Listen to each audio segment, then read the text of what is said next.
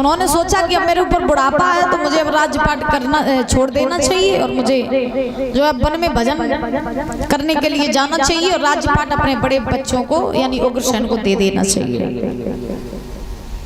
क्योंकि पहले के लोग जानते थे कि बुढ़ापे की अवस्था ऐसी है कि अगर इसमें भजन ना कर पाया तो फिर भजन कभी नहीं कर पाओगे। तो पहले के राजा महाराजा जब बूढ़े होते थे तो वो अपना राजपाट अपने बच्चों को दे करके और वन में भजन करने के लिए चले जाते थे।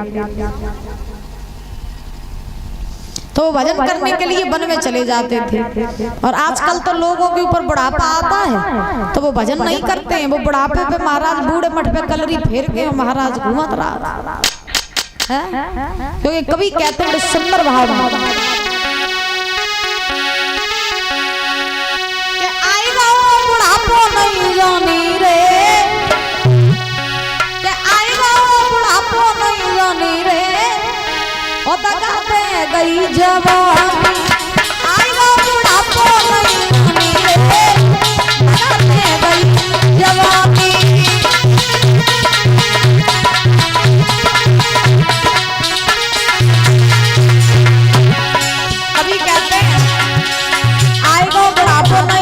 दगा दे गई जवानी।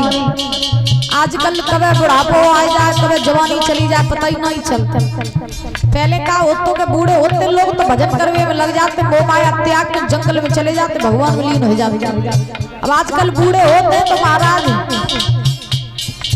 बाल सफेद हो तो चांद के, जब चांद के बाल सफेद हो जावे तो बढ़िया डाई लिया कर लो, चकाचक नहीं बन जाओ तो फिर जवान बन जाओ।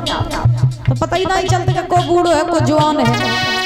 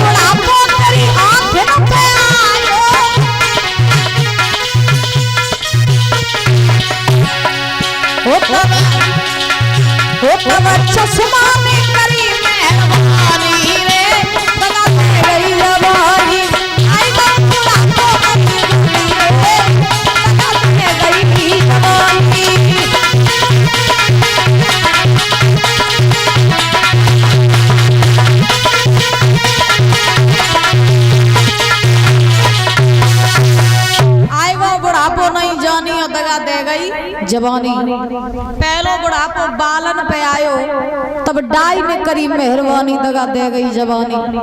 दूजो बुढ़ापो आंखें पे आयो तब चश्मा ने करी मेहरबानी, दगा दे गई।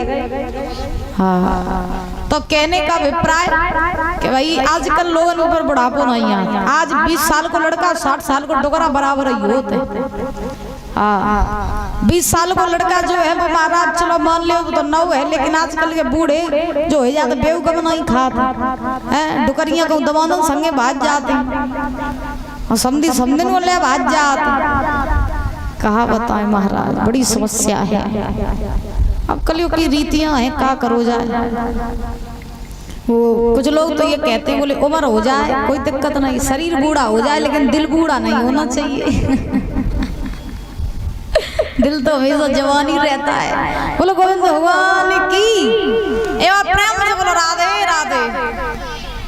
तो महाराज अब सुखदेव भगवान समझा रहे हैं राजन परीक्षित। आहुक महाराज ने सोचा कि अब मैं बूढ़ा हो गया हूँ तो मुझे राज्यपाट जो है अपने बड़े बच्चों को दे देना चाहिए, उग्रसेन को दे देना चाहिए और मुझे अब वन में जाकर के भजन करना चाहिए, क्योंकि अब मेरी अवस्था रही नहीं है भजन करने की, वो राज्यपाट करने की। तो अब मुझे जो है वन में जाना चाहिए। तो क्या हुआ कि महाराज ये आहुक महाराज ने मथुरा का शासन दिया है उग्रसेन को, और जब मथुरा का शासन उग्रसेन को दिया तो उसी समय महाराज आज उग्रसेन जो थे ये मथुरा के राजा बने, और जब मथुरा के राजा बने आहुक महाराज वन में भजन करने के लिए चले गए। धीरे धीरे